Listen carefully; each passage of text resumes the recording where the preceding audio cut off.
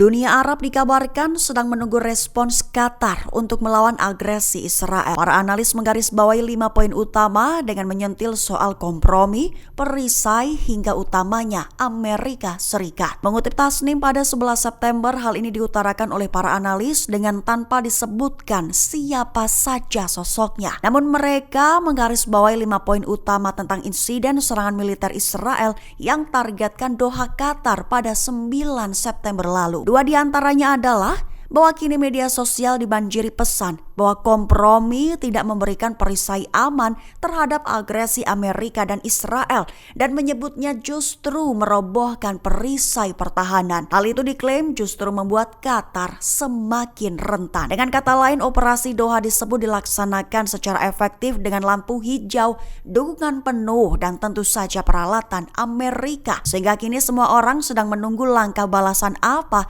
yang akan diambil Qatar terhadap Israel. Ada harapan bahwa Qatar akan menunjukkan tindakan nyata meskipun tampaknya sangat kecil kemungkinannya mengingat secara militer Qatar sepenuhnya bergantung pada Amerika Serikat. Juga pertahanan udaranya pada dasarnya milik Amerika dan tentu saja jelas bahwa sistem pertahanan Amerika tidak akan mampu melawan agresi Israel sehingga Doha disebut menjadi kota yang tidak berdaya.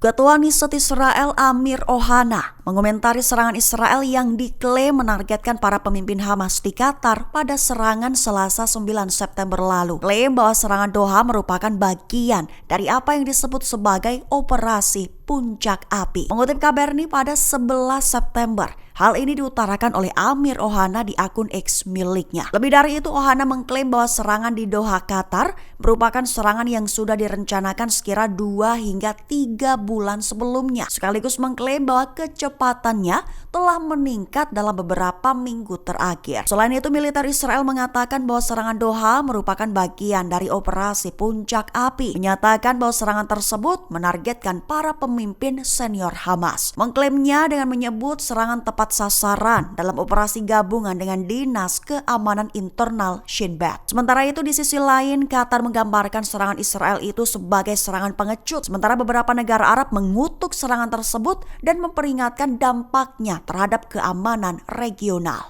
Israel kembali menyerang ibu kota Yaman, Sanaa, dan disebut sengaja memicu serangan balasan. Ansarallah menegaskan sumpahnya untuk lawan agresi militer Israel tersebut. Mengutip Palestine Chronicle pada 11 September, hal itu diutarakan oleh juru bicara Brigadir Jenderal Yahya Sari pada Rabu 10 September 2025. Lebih tepatnya dikabarkan bahwa pesawat tempur Israel membom Sanaa dan wilayah Yaman lainnya. Memicu sumpah Ansarallah bersumpah bahwa dukungannya terhadap Gaza dan serangan terhadap Israel akan terus dilakukan. Adapun serangan udara Israel itu mengenai markas besar bimbingan moral di pusat kota, juga menghantam Kementerian Pertahanan hingga stasiun sektor medis di Jalan ke-60 di sana. Akibatnya menyebabkan kematian dan cedera di antara masyarakat. Adapun Sari menyatakan saat serangan udara Israel terjadi, pihaknya melakukan upaya pencegatan, mengklaim bahwa pasukannya telah berhasil menggagalkan sebagian besar serangan Zionis tersebut. Qatar menyerukan serangan balasan. Muncul pertanyaan apakah Israel akan berpotensi terkepung dari segala sisi atas perlawanan Islam. Mengutip Tasnim pada 11 September, hal ini diutarakan oleh Emir Qatar Sheikh Tamim bin Hamad Al Thani